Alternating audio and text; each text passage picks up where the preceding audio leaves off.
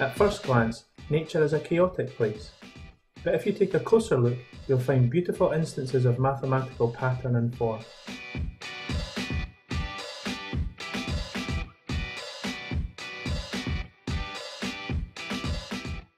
There is math hidden in places like a mollusk shell, sunflower seeds, and leaves on plants and trees. There are things like the logarithmic spiral, the Fibonacci sequence, and the golden angle. We'll begin by looking at a mollusk shell.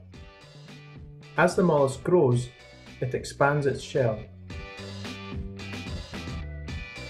The consistent shape and constant growth of the mollusk shell define a logarithmic spiral.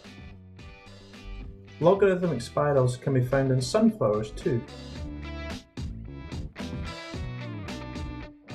Sunflowers have a curious number of spirals.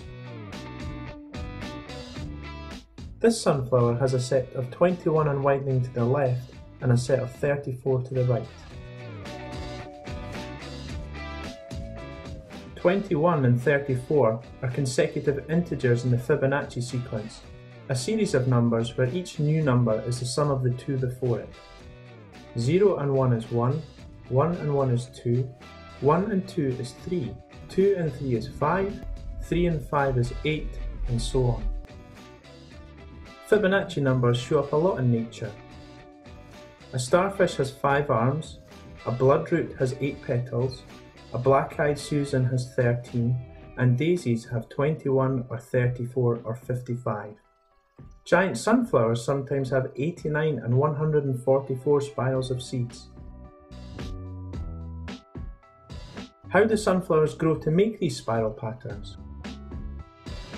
They use the golden angle, the angle created by sectioning a circle such that the ratio of the length of the small arc to the large arc is the same as the large arc to the whole circle. The golden angle is approximately equal to 137.51 degrees.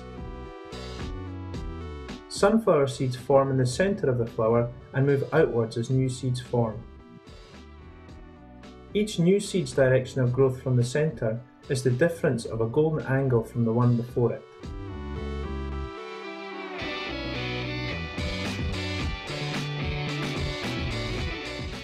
The golden angle is also important in leaf growth. Leaves grow in a spiral up their stems, each a golden angle from the next.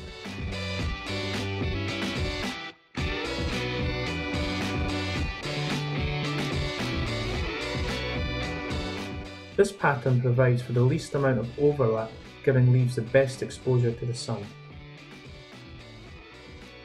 That is nature and numbers.